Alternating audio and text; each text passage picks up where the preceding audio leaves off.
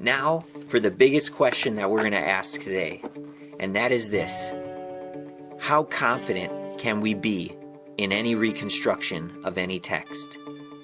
Are there certain factors that give us more confidence that our reconstruction is accurate to the original? See, we don't have the originals anymore for anything in antiquity, so everything is based on these kind of reconstructions that we've practiced. So what we want to be asking is, how confident, how sure can we be that our reconstruction efforts are accurate to the original? And for this question, we're going to talk about what I call lovingly the big two.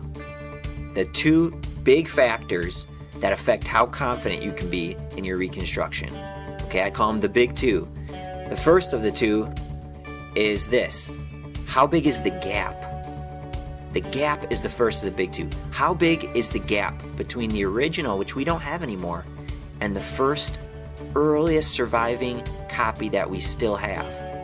Okay, the original's gone, it rotted away, and wherever the earliest, oldest copy that we have, how big is the gap between that original and that first copy? 400 years, 800 years, 1200 years, how big is the gap? And what do you think? If you want to be confident in your reconstruction efforts, do you want a big gap or a small gap? What do you think? Yep, you're going to want a small gap. All things being equal, the smaller the gap, the better. So that's factor one of the big two. How big is the gap? Factor number two is this: how many manuscripts are available? Do you only have 3 copies that are available? Do you have 1,000 copies? And generally speaking, the more copies available, the better. And people often talk about what's called the manuscript base. Okay, that's just simply how many copies are available. Do you have a big manuscript base like 1,000 manuscripts, or a tiny manuscript base like we only have 10 manuscripts? So those are the two big factors. How big is the gap between the original and the earliest surviving manuscript, and then how many manuscripts are there total to use? Those are the big two. That's it. I don't care if you're studying Aristotle in high school or Josephus in college. You're not going to be studying the original because we don't have the original documents for anything in antiquity. That doesn't mean you still can't study the works. You can, but you'll be using reconstructions based on copies. And so no matter whether you're studying Aristotle, Josephus, or one of the writings of the Apostle Paul, or of Luke or Matthew, it doesn't matter what writing you're studying from antiquity, the question you should be asking your professor is, Professor, how big is the gap between when this book was written and the first available copy we have? How big is the gap? And number two, how big is the manuscript base for this piece of writing? How many copies do we have available that we've built, that we've made our reconstruction from? Those are the big two, and those are what you should be asking about for any work of antiquity. All right? Now, let me illustrate this gap a little, in case either of these two are a little fuzzy, using the hard work that we've done already with our Rebecca translation project. All right, here we go. First of all, we'll start with the gap. Let's see if we can find the gap for our Rebecca story. All right, step one for finding the gap is, what is the date of the original? We don't have the original, but we should know when the person lived that wrote it, and that will tell us the year that was written. So step one, find the year that the original was written. Step two, sort through your manuscripts, find the oldest one.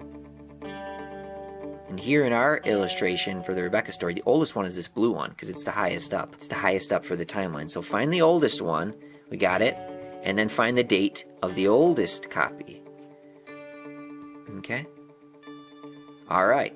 So the original was up here. The oldest copy available dates from down here, and then to find the gap, you just simply take how many years are there between these two. That period is what's called the gap. The gap then is the distance between the original copy and the earliest available copy. How many years between them? That number is your gap. Pretty simple, right? All right, we're going to use a second example to explain the gap, and that's Josephus. Yep, our gap there was 600 years. All right, here's Josephus. Okay, the writings of Josephus. So, first, what's the date of the original?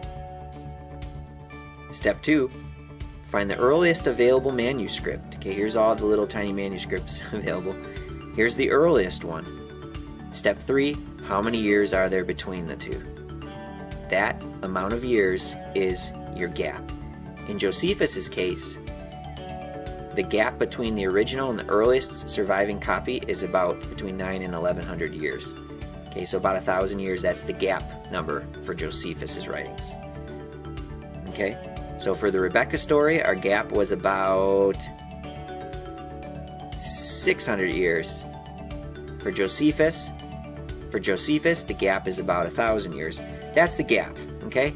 That's the first of the big two. How big is the time gap between the original and the earliest manuscript available? The second of the big two, again, is how many manuscripts are available, and we call that how big is the manuscript base. Again, let's use our two examples. Example number 1, the Rebecca story. Alright, here's our Rebecca story. So how many copies are there here? How big is our manuscript base for the Rebecca story? On the count of 3, we're going to have a race and count all of them. Ready, set, go.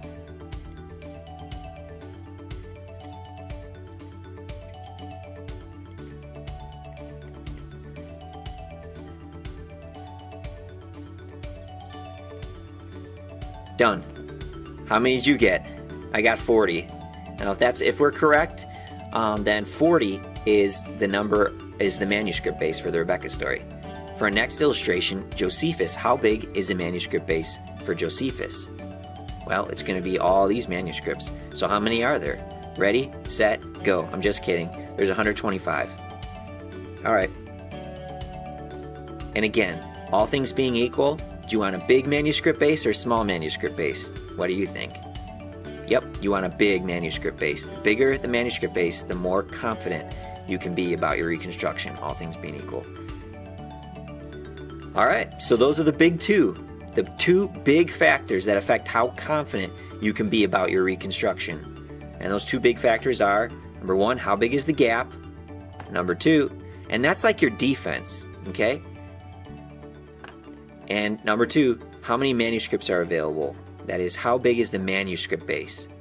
And that's kind of like your offense, all right? So, in general, you want a small gap and a big manuscript base. Small gap, big base. Small gap, big base. Okay, hopefully that's clear. All right, guys. Well, now you've done the hard work. Congratulations. The rest of this episode is super easy. You've done the homework, you've done the samples, and now you've got the knowledge inside your head to be able to make sense of the facts and to be able to evaluate, stuff that your professors are saying, stuff that you're hearing on YouTube videos and in classrooms. Now you have the knowledge to make sense of the facts. So are you ready? It's time to get our question answered. Our big question for this episode is this. The Bible has changed so much, we can't have any confidence about what the original message was, right? All right, so, and this kind of claim kind of has this idea. Well, maybe we can have confidence in reconstructing those other writings from history like Aristotle and Josephus and Julius Caesar, but not the Bible. Is this true? Is this a true claim? How does the Bible compare to all the other writings of ancient history? Well, that's what we're going to check. And guess what 2 factors you want to use to evaluate? If you've been listening well, what are the big 2 factors you should be asking? Number 1, what's the gap? And number 2, how big is the manuscript base? All right, so we're going to check on those 2 factors from a bunch of different works from history. In my chart, I've got 13 works total, and in this next section, we're just going to look at 6. All right, first, Aristotle. I know I studied his writings in my high school, and maybe some of you guys studied Aristotle too, or at least, you've heard about him. But the documents of his that we studied in his classroom, they were, again, reconstructions based on manuscripts. So let's take a look at Aristotle using the big 2. Okay, number 1, what's the gap between the original and the earliest available surviving copy? And the gap for Aristotle is 1,434 years. Okay, that's the gap for Aristotle. And how about the manuscript base for Aristotle? Well, we are lucky to have 49 copies available of his writings, so we can compare those and come up with our best reconstruction of what the original is. So the gap is 1434, and the manuscript base is 49 copies. And just a little note here, you see all these little documents, manuscript icons that I've got here, these little graphics. I did let my OCD go to town, and I actually counted out the number. These are the exact. There's exactly 49 of those little icons there I wanted to give you guys an accurate visual representation of all of these facts. So there you go. You can thank my OCD-ness. All right. So that's Aristotle, gap and manuscript base. Next, we got Josephus. I didn't study Josephus in high school, but trying to grow in my competency of Greek. He's a great source, and I definitely have used him in my Greek studies. At any rate, the gap for Josephus, what is it? It is around 900 to 1,000 to 1,100 years, so somewhere around 1,000 years. The first available copy is separated from the original. That's the gap. And the manuscript base for Josephus is 125 copies. All right, and again, I got the exact amount there so you can get a visual representation. All right, next, Julius Caesar, the Gallic Wars. All right, all right, the gap, 1,000 years. So that's the earliest available copy is 1,000 years removed from the original.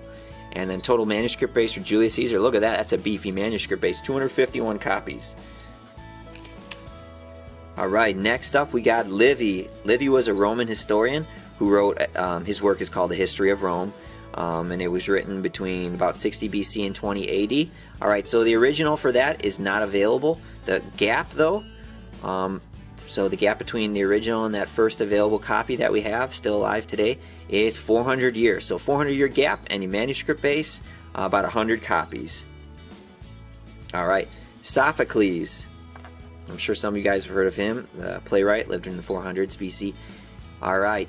The gap for Sophocles is 1,300 years for a full copy. However, we do have some partial copies, like little fragments they're called, that date from about 250 years from the original. So good dating on the fragment, actually. That's impressive.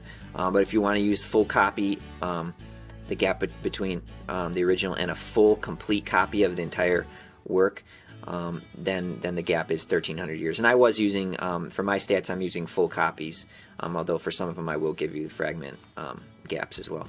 But yeah, 1,300-year gap for Sophocles. And how big is the manuscript base? 193 manuscripts. Decent manuscript base there for something so old. All right. And then finally, visually, we have next is the New Testament. All right, and so I've just given you a visual representation of 6, and then we're going to look at a chart that's got 13. And I just was sampling. These are perfectly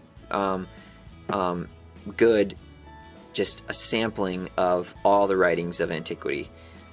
This is pretty much how it works for all of them. All right, and here's the New Testament. The gap between the original writings of the New Testament and the earliest surviving complete volume of all 27 documents is, as you can see, 250 years. If you want to count the fragments, that brings the gap down to about 65 years for different books. But complete volume of all 27 documents, we have dating from 250 years. All right, so full gap of 250, manuscript base, 5,600 copies. There's only one writing from antiquity that comes anything close to this, and that is the Old Testament, interestingly. But yeah, the manuscript base for the New Testament is 5,600 copies, and again, yes, I did count out every single one of these little manuscripts. There are 5,600 of them there for you to see. And I was even more OCD for the New Testament, and I actually divided the manuscripts into their proper gap ranges, perfectly accurate with the data that I had. So in other words, there's this many that fall in this 400 to 600 year range, this many in this range, this many in this range, and so on and so forth. So yeah, and you can check you can check my bibliography page at the end, and you can verify this yourself. This is not hidden knowledge. All right, so that's the New Testament. Now, my chart is going to show you, we just looked at 6 of them visually, but we're going to look at 7 others in chart form, and here we go. All right, so first let me orient you to this chart. You already have seen half the data here in the previous pictures, but over here on the left side, this column is the name of the author and the name of his piece of writing. Okay, so Aristotle we already looked at, Livy, Josephus, Sophocles, and the New Testament, Old Testament. This column is the date that work was written. Okay, this is going to give you the gap between the original writing and the date of the first available copy. This is going to give you the gap here for the full copy, and then over here in this far column is going to give you the manuscript base. Okay, for these works. And again, this is just a sample of works from history, and there you go. These are just 13 works that I had data for. All right, and it's a good sampling. All right. So you can take a look at that chart if you want. You can pause it. I'm going to move on because I sorted this data and gave power rankings. I don't know if there's any other NFL fans out there, but power rankings, the pundits rank every football team in terms of which is the most powerful team based on its its offense and its defense combined. They give what's called power rankings. Well, I gave power rankings to all. I gave power rankings to all 13 of these works from history, based on who had the strongest offense and who had the strongest defense. And my power rankings came out like this.